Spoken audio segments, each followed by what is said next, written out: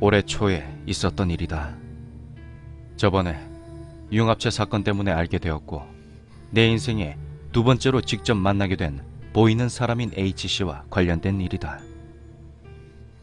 B양이 A군에게 연락을 해서 한번 만나자고 한 모양이다. 이제와 생각해보면 대학 때부터 A군은 B양을 피했지만 오히려 B양은 A군에게 호감이 있는 것 같았다. 작년부터 이런저런 일로 A군이 B양과 얽히는 일이 생겨서 앞으로도 계속 친하게 지내고 싶어하는 것 같았다. A군도 딱히 거절할 이유도 없고 지난번 일 때문에 찝찝한 구석이 있어서 승낙을 했다. 그렇지만 B양과 단둘이 만나는 건 내키지 않으니 나에게 함께 만나달라고 부탁했다. 찝찝한 구석이라는 게 무언고 하니 골아떨어진 B양이 J군의 집에 도착했을 때 바로 강경하게 반대하지 않은 것 때문이었다. A군이 말하길 지난번엔 정말 엄청난 사태였다고 한다.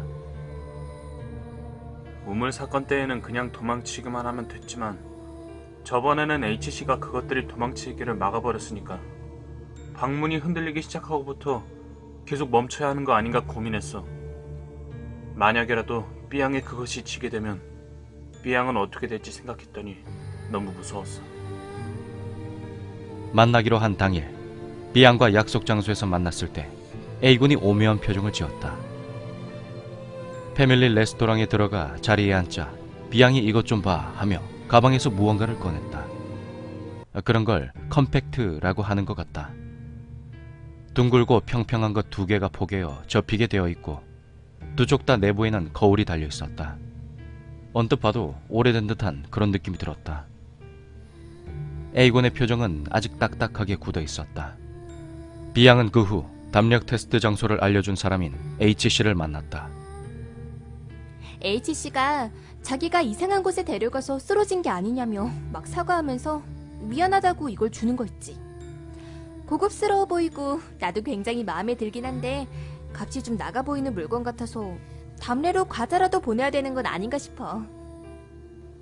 적당히 이야기를 나누고 B양과 헤어진 후에 A군이 바로 H씨에게 연락을 해서 며칠 후에 만나기로 했다.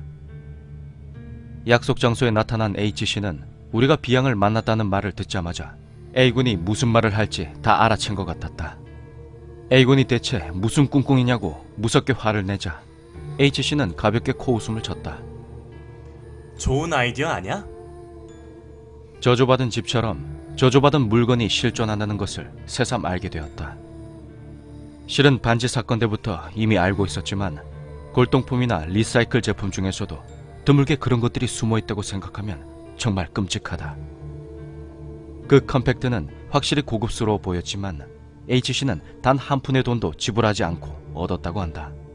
오히려 울며 불며 돈을 줄 테니 제발 좀 받아달라고 부탁을 받았다. 저번 J군의 일 때문에 이곳저곳에 정보 수집을 하던 때에 H씨가 볼 수 있다는 사실도 널리 퍼지게 되었다. 물건에 붙어있는 것을 쫓아달라고 부탁을 해오는 사람도 있었다. H씨는 아무것도 씌어있지 않으면 그렇다고 알려주고 때때로 정말 무언가가 씌어있으면 쫓아주고 그렇게 용돈벌이를 했다. 스스로 처리할 수 있을 것처럼 보이는 값나가는 물건은 자기가 받아들여 처리하고 난 후 팔아치우고 그렇게 복납해서 끝날 경우에는 처리 방법을 조언해주는 등 벌이가 쏠쏠했다. 당연히 내 목숨은 아까우니까 버거운 경우에는 못한다고 거절했지. 그 거울은 내 실수야. 거울에서 떨어지질 않으니 본체 통째로 쫓아내면 되니까 리스크도 작다고 생각했는데 내가 잘못 생각했어. 그래서 B양에게 부탁했지. 그렇게 말하고는 H씨는 껄껄 웃었다. H씨에게 들은 바로는 그 컴팩트의 주인의 부재를 용납할 수 없다고 한다. 버리려고 하면 무언가가 방해를 해서 아무리 해도 버릴 수가 없었다고 한다. 붙어있는 건 H씨가 감당할 수 없으니 오래 가지고 있기는 싫고 그렇다고 해서 다른 사람에게 주는 것도 양심에 찔려서 처리가 참 곤란했던 물건이었다. 본체에서 다른 곳으로 옮겨갈 수는 없는 녀석이고 B양이 그것과 싸울 수 있을 만한 레벨도 아니니까 문제없고. B양 잠들지 않았잖아.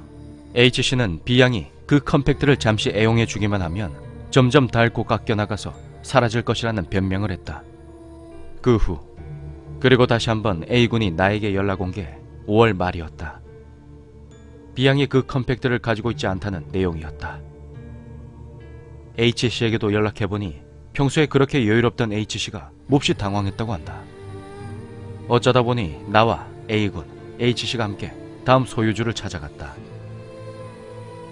A군이 B양에게 들은 바에 의하면 B양이 컴팩트를 어떤 친구에게 보여줬더니 그 친구가 몹시 부러워하며 잠시라도 좋으니 빌려달라고 해서 그렇게 빌려주었더니 그 친구가 돌려주지 않았다고 한다.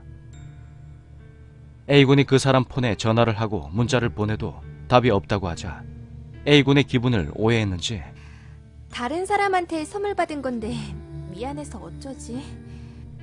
이렇게 말하고 몹시 풀이 주고 있었다.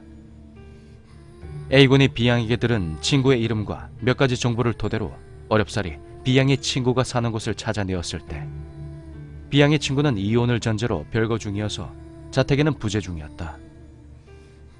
집에는 남편만 있었고 부인에게 빌려준 컴팩트를 돌려받고 싶다고 말하자 어두운 표정으로 거의 말도 없이 물건을 건네주었다. 그때 양 손목에 붕대를 감고 있던 그의 소매자락 안쪽으로 살짝 무언가가 보였다. 물건을 건네받고 B양의 친구 집을 물러나 A군과 H씨에게 확인해 보았다. 내가 잘못 본 것이 아니었다. 둘 다 사람의 이빨 자국이라고 말했다. 그거 부인의 이빨 자국이었지. 그렇겠지. 결국은 일이 났군. H씨마저 얼굴이 새파랗게 질렸다. H씨 탓이야. 그래, 내 탓이야. 저주받은 컴팩트라고 말하면 B양이 늘 몸에 지니고 다닐 거라고 생각했어. 그런 책임감 없는 짓은 애초부터 하질 말았어야지. 그런 비싸 보이는 물건은 도둑 맞을 수 있다는 생각은 못했어? 대체 왜 그렇게 생각 없는 짓을 한 거야? A군의 가시돋친 말에 H씨는 침묵했고 찝찝함이 풀리지 않은 채로 우린 헤어졌다. 컴팩트는 H씨가 가지고 돌아갔다. A군이 말하길 이젠 컴팩트에는 아무것도 붙어있지 않다고 했다. B양이 몇 개월간 지니고 다녀서 붙어있던 것은 사라졌는데 마지막 발악이었는지 단말마였는지 몰라도 B양의 친구는 그 영향을 받았을 거라고 한다.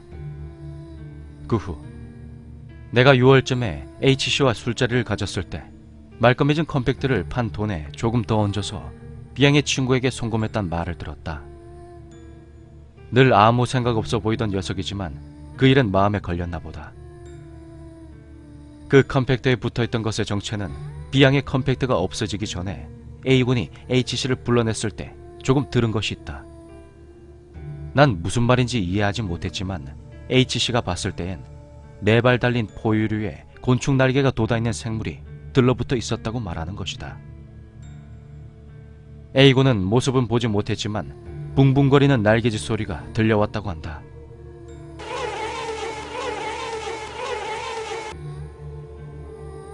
A군과 H씨가 마치 짠 듯이 나에게서 시선을 돌렸다. A군은 아무 말도 해주지 않았지만 H씨는 억지 웃음을 터뜨리고 곧 심각하게 대답했다. 인간이 원한이나 저주로 정신을 형태마저 일그러져 버리면 그렇게 될 수도 있다는 게 참 무섭지. 정말로.